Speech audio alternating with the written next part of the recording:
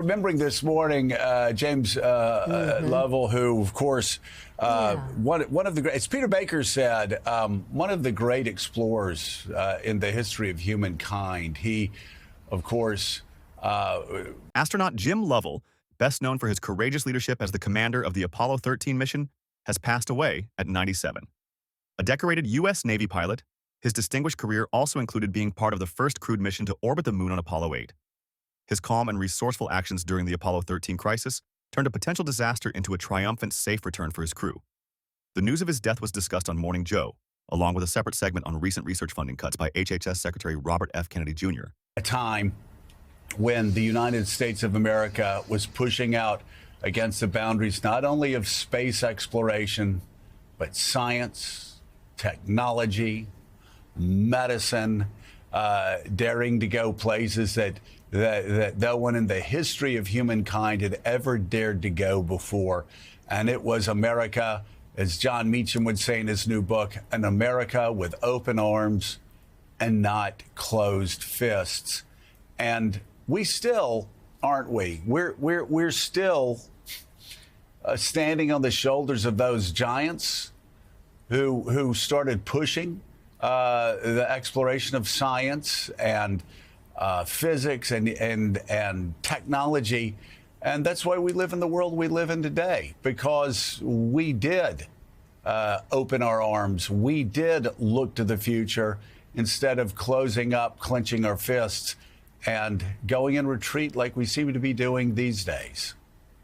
So, Joe, that was a time, as you say, of undaunted courage, to use the phrase that was the title of a biography of Lewis and Clark, our early explorers. I grew up in the generation where we gathered in school each morning to watch the Gemini flights, the early Apollo flights, and that sense of America reaching out, truly doing what no other country had done or dreamed of doing, and doing it with incredible speed. The fact that, within less than a decade after President Kennedy's invocation to move into space, we were landing on the moon. Jim Lovell was part of that. We remember Apollo 13, his key mission, as the moment of almost disaster for that program, and his courage, the flat voices of those NASA astronauts back and forth, the ground control and the people in space, just calm as can be as they were dealing with a potential nightmare. That phrase, Houston, we have a problem, we'll always remember. So there is a sense, Joe, as these people pass away, of that era of just unchallenged American dominance and achievement moving behind us now. Well, and that happens again when you dare to look forward, when you dare to explore. And we're not just talking about space, Mika, we're talking about science. So many programs being cut and slashed right now for no good reason at all. We talked about RFK Jr. And the disastrous decision, according to most medical researchers, that he is making, slashing funding for medical research, and doing it just to appease a certain sliver of a certain base. Most Americans oppose that. You look at NIH funding, National Institute of Women's Health. And slashing funding for women's health, for men's health, slashing funding for Alzheimer's, slashing funding for cancer research, slashing funding. You go down the list. You look at the slashing of funding for research and development. It makes absolutely no sense at all.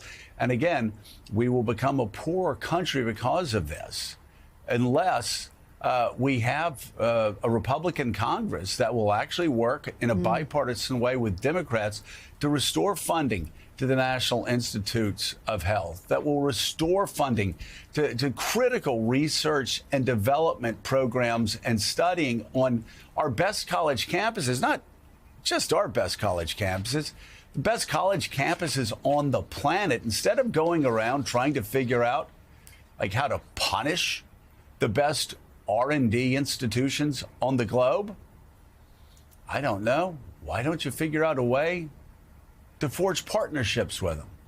This is where we grow our future. Okay, right now, what we're doing is we're, as old saying goes, we're eating the seed corn. It's stupid. And the latest is $1 billion demand from UCLA to pay the federal government. Why? Does the federal government need $1 billion more dollars? Or do those doing research and development in California, in the California school system, do they need that money? I think most Americans would say it's worked since World War II. It not only got us to the moon, it got us to where we are in the information age and the technology age, and now the AI age. There's a reason the United States continues to lead in these areas. And it's because we have invested in R&D instead of punishing those that have been leading the way. It's incumbent on Republican congressmen and senators to stand up and do what they know is right for America instead of following a path that will lead us to a second-rate status. Anyway, there are a couple. That's one thing that Jim Lovell's life taught us. That again, as Meacham says, you know, we look to the world with open arms instead of clenched